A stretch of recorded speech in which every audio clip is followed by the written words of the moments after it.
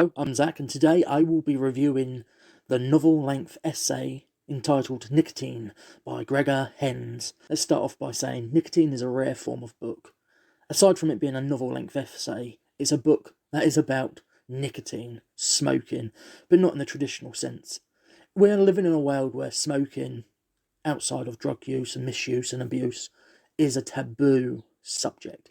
It is a taboo habitual. But there are people out there like Will South of whom believe that if you've never smoked in your life, you are weird. And I've got to kind of agree. How can you be so against something unless you've tried it? The same can be said about any form of drug. So I've basically tripped myself up on that. But I'm not here to talk about the ethos, the purpose, the cultural relevancy behind cigarettes and smoking. I'm just going to review nicotine. This book is not dissuading a reader from nicotine consumption, nor is it appealing for its supposed benefits, and it's definitely not treading that area of being a self-help book. It's no way at all in that territory, which I've read in the past articles online that such essays have a chance of falling prey to. Being condescending, telling you what you should and shouldn't do. Get fucked. This is an intriguing personal exploration of what smoking means to this sole individual, this writer. The novel, that essay, is witty, assertive, intelligent, delusionally real and relatable. As a smoker myself in the past, I would come up with any excuse to get back on the smoking bandwagon, almost hoping that some big event will happen so I have an excuse to smoke. And in recent events where we had to put a dog down Daisy, I was like, here's a chance. I'm irritated, I'm upset, I'm emotional, I'm going to have a cigarette. And it just did nothing for me. Does this mean I'm cured? No, because I am a vapour. Gregor Hens is talking about a dirty, much glamorised, much besmirched art form, which is smoking in of itself. In this novel, we are offered complex monologues and the reflections upon the interior vistas that we numb or lose traction of, in service to memory and experience, and it's all explored in the exterior, and how everything is juxtaposed with the sibling of interior mapping, how the experientialism of touch, the sensorium, forms into mental blockades or rhythms or rhymes or structures. The exterior influence in the interior, which is a concept, a reality, a hypothesis.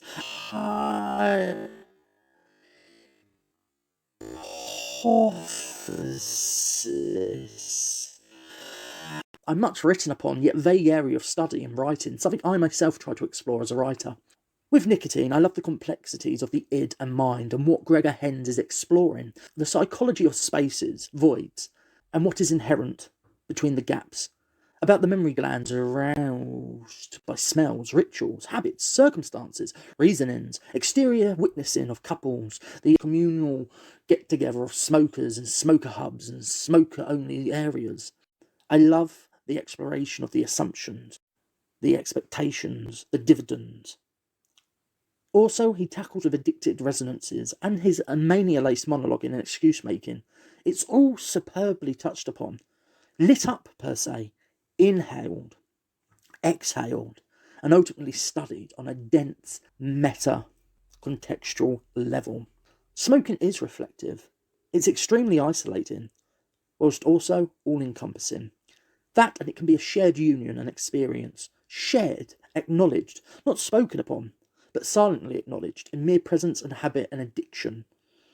If a smoker asks for a cigarette, and you say, do you mind if you bum me one, or I can buy one off you, the inherent want and need, the inherent existential crisis of not having that nicotine hit, that rush, it's shared. It's never acknowledged, just mildly passed off, blasely.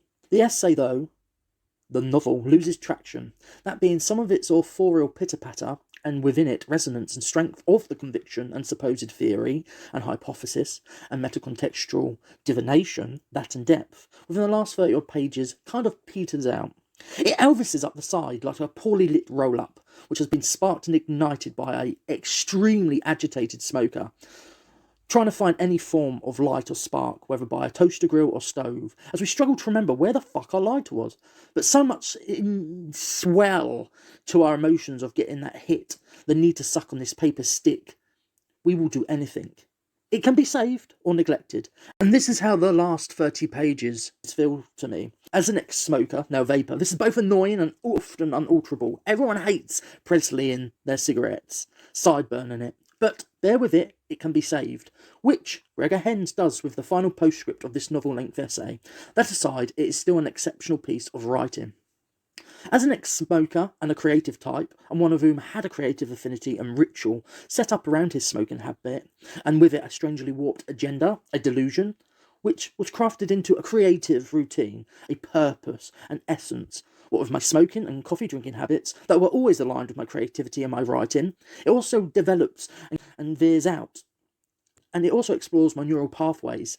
I can totally get behind the ethos, mystique, obsession, lofty notions that Hens portrays and explores and extrapolates, as they are not just shared between me, myself, and I any longer, but between me, myself, and Gregor too, and how many other creative types that pose, drag, rich lies, or use tobacco as a statement, placement, or centre to our egos and selves, or, and most importantly to me and Gregor, our art and our exploration of something, our inhalation of something, our exposure to something, our processes, our mental psycho pathologizings. This is a highly recommended read. Read it.